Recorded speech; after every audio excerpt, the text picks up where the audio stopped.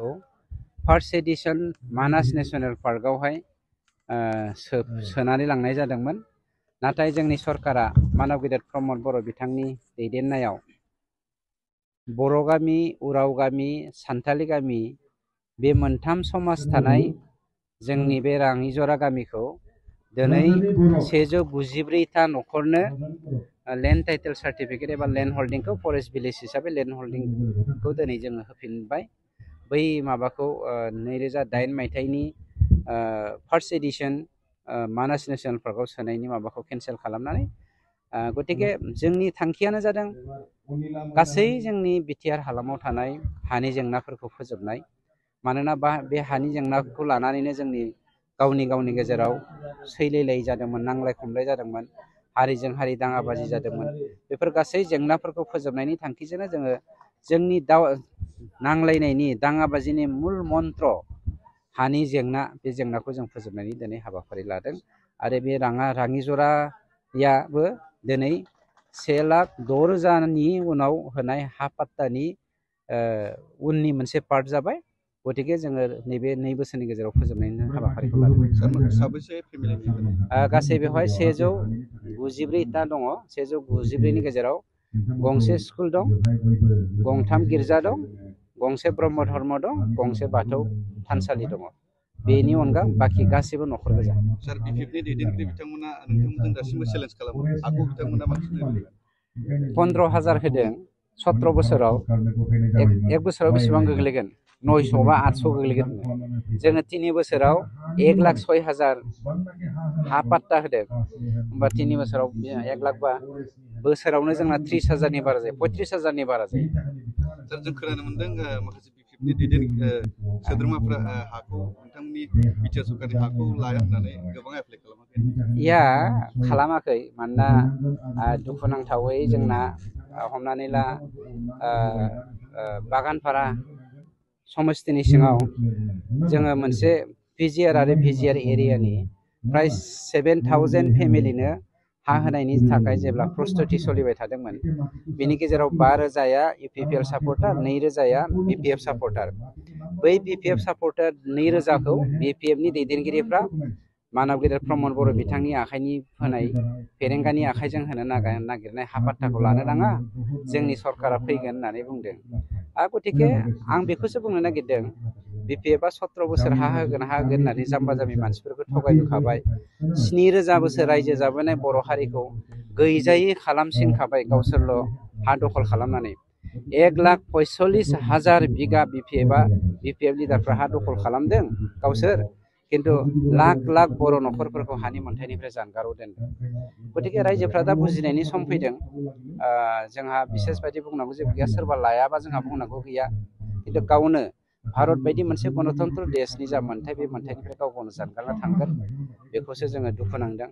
मानोना जोंनि दिनाव हानि जेंना लानानै जोङो मालाबाबो ब्लाडसेड खालामफिननो नागिरनायखौ जों नागिरा। जाय ब्लाडसेडआ बिपिएफनि दिनाव सानफ्रोमबो जादोंमोन, सानफ्रोमबो जोहोलावफोरनि जिउ गोमादोंमोन, सानफ्रोमबो माने मोनसे नङा मोनसे गाज्रि पलिसिनि गेजेरजों जोंनि गेजेराव दाङाबाजि सृष्टि खालामनो नागिरदोंमोन बिपिएफनि समाव। बे राङिजरा गामि फरेस्ट भिलेजआ 1945 मायथाइनिफ्रायनो बेयाव 194 न'खरा रायजो जानानै दंमोन। बिथांमोना बै समाव माने फरेस्ट डिपार्टमेन्टनि माखासे नेमखान्थि बायदियै बेगार फैनायबो जादोंमोन। बिथांमोना बेगार फैहैयोमोन आरो बिथांमोना बे समनिफ्रायनो बे जायगायाव स्थायि भाबै रायजो जाबोबाय थादोंमोन। नाथाय 2008 मायथाइयाव बिपिएफ सरकारनि सासे डिपुटि चिफ फरेस्ट बिफाननिबो बिबानगिरिमोन बिथां खाम्फा बरगयारिया। बिथाङा बे हाखौ फार्स्ट एडिशन बे मानास सेंसुरियाव बिथाङा बे राङिजरा गामिनि हाखौ सोसननानै होदोंमोन। ओमफ्राय बे ओनसोलनि रायजोफ्रा बे सिं खामानि मावनायखौ खिन्थु रावबो मोनथियामोन। खिन्थु मोनसे समाव बिसोरो हानि खाजोना हैनांगौ नालाय फरेस्ट डिपार्टमेन्टआव, बेयाव खाजोना हैनो थांनायाव फरेस्ट डिपार्टमेन्टनि मानसिफ्रा बुंदोंमोन जे बेनि नोंथांमोननि हाखौ खाजोना लानाय जानाय नंला। मानो होननानै बुंनायाव बे हायाथ' वाइल्ड लाइफआवसो हाबबाय, गतिके नोंथांमोना खाजोना होनो नाङा आरो मोनसे समाव हयथ' बे हायाव बिभिन्न रोखोमनि माबा माबि बिफां गायनाय माबा गायनाय प्लान्टेसन एफरेस्टेसन खालामनो हागौ होननानै बुंनायनिफ्रायसो बिथांमोना मोनथिनो मोनदों।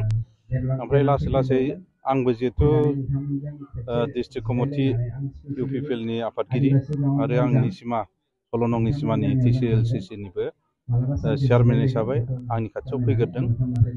बे समस्याखौ लानानै बे ओनसोलनि गावबुरा हेडमेन आरो माखासे गियानि गुनि रायजोफ्रा फैदोंमोन। ओमफ्राय बिनि उनाव आंनि अनगायैबो आरो बिथांमोना जोंनि फरेस्ट बिफाननि EM रन्जित बसुमतारी बिथांनि खाथियावबो थांदों। उनाव जों जथायै सावरायलायदों बे हाखौ बोरै रिकभार खालामनानै होनो हागोन होननानै।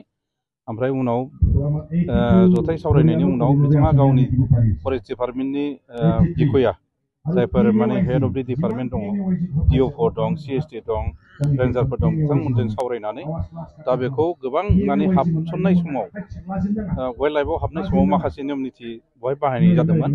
दा बेफोरखौ नेवसिनानैब्लाबो गोदान नियम बानायनानै दिनै बिथांमोननि हाखौ वाइल्ड लाइफनिफ्राय दिनै टेरिटरियाव बा नर्माल माबायाव लाबोफिननाय जाबाय आरो बिनिनो दिनै फोरमान हिसाबै राङिजरा गामियाव बे जमाबन्दि होनो बे जमाबन्दि 100 माने 94 न'खरनो जमाबन्दिखौ होनाय हाबाफारि लानाय जादों। दा दिनै बिथांमोना फारि फारि साफ्रोमबो बेवहाय बर'ल' नङा, बर'जों लोगोसे आदिबासि सावथाल उराव बिथांमोनाबो दिनै हानि पाट्टा लांनो फैदों। बिथांमोना इउपिपिएल सरकारनि माखासे हानि पाट्टा लेखा राननायखौ लायाखै। दा बैफोर बिथांमोना माबायदि खहा जानो हागौ? बिथांमोनाथ' माने दाथ' माने फरेस्ट रुलार एक्टआ दा इनटेक्ट दङ। फरेस्ट रुलार एक्ट 2006नि जिनोखि आयेन, बे आयेन दङ। खिन्थु नुनो मोन्दों जम्मु काश्मीराव जेरेखम माने आयेनफ्रा माने रिपिल जादों, थिग बिदिनो जुदि बोरैबाफोर माबा खारनाव जुदि बे फरेस्ट रुलार एक्ट 2006नि एक्टआ जुदि रिपिल जायोबा जाय लायाखै बिथांमोना बिनिफ्राय माने पार्मानेन्टलि बन्सित जागोन आरोखि। खिन्थु बेराफारसेथिं ओरैबायदिबो नुनो मोन्दों, दहाय आं मोनथिनो मोन्दों माने BPFनि माखासे ब्लक कमिटिनि दैदेनगिरिफ्रा इउपिपिएलनि होनाय हाखौ लानो नाङा होननानै गाव गावनि समर्थक बा सापर्टारफोरखौ बिथांमोना बुंदों, जाम्बा जाम्बिफोरखौ। खिन्थु बेराफारसेथिं गावसोरो माने एप्लाइ खालामनानै दा प्रप'जाल हरगासिनो दं आरो बेबायदिबो बेराफारसेथिं बेबायदि जानायखौ नुनो मोन्दों, बिसेसकरि निसिमायाव। दैदेनगिरि BPFनि दैदेनगिरिफ्रा गावसोर अलरेडि प्रप'जाल हरबाय, एप्लाइ खालामबाय। खिन्थु बेराफारसेथिं जाम्बा जाम्बि गावसोरनि समर्थकफोरखौ सापर्टारफोरखौ बिसिनि हाखौ लानो नाङा होननानै बेबायदिबो फोसावदों आरो बिथांमोना। बेबायदि जानानै दं।